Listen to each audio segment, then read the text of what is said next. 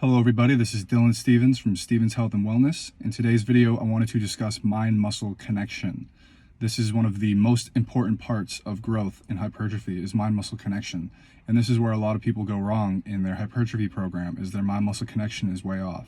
So in this video, I will dive a little bit deeper into mind-muscle connection and how to foster mind-muscle connection, how to really develop mind-muscle connection. So first, we got to discuss why mind-muscle connection is so important.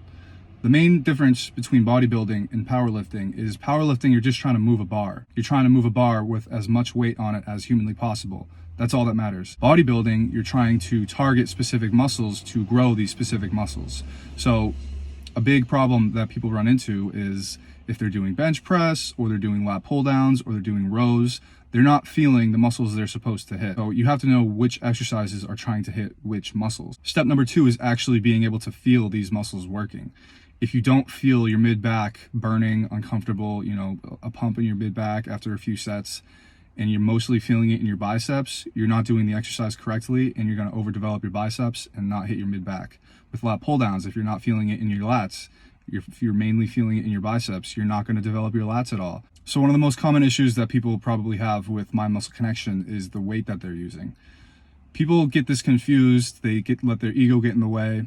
They think that, the heavier weight that you're using, the more growth you're going to see. But, I've discussed this in previous videos. The time under tension is what really matters the most. It doesn't matter how much weight you're using. If your set lasts between 20 and 45 seconds, you're going to be targeting the correct energy system to actually grow your muscles. So if the weight is too heavy, you're going to be recruiting other muscles, you're going to be swinging the weight, you're going to be using momentum, and you're just not going to be hitting the muscles you want to be hitting. You're training the movement, which in turn trains the muscles that you're trying to hit. So most people are going a little bit too heavy if they don't feel it. If their rep range is under 8 reps and they're going too heavy, they're not going to feel that muscle working as well as if they lowered the weight a little bit, increased the reps between 10 to 15, and really focused on squeezing the muscle with good tempo, good technique, and actually squeezing the muscle at the end range of every set. So this brings me to my next point, which is tempo. People will swing the weight, they'll use momentum, and they're not slowly lowering the weight, they're not pausing at the end range, they're lifting the weight as quickly as they can using momentum, using other muscles, they're not pausing at the end range, and they're just letting gravity do all the work on the lowering eccentric phase. So tempo is going to be absolutely crucial in ensuring that you're targeting the correct muscles, that the mind-muscle connection is where it needs to be. I've said this many times, but you lift the weight quick, you pause at the end range, and you slowly lower. So for a lat pull down, you pull down as quickly as you can, hold it for a second or two, really squeeze your elbows down, squeeze your lats together, and then slowly let the weight back down. For every exercise, you should be doing this. If you're not doing this, you're swinging the weight, you're not going to be targeting the correct muscles, and you're just not going to get that mind-muscle connection. So tempo is absolutely crucial to mind-muscle connection. So at the end of the day, mind-muscle connection is a skill that you have to develop. It's not easy. You're not going to feel the muscles working right away.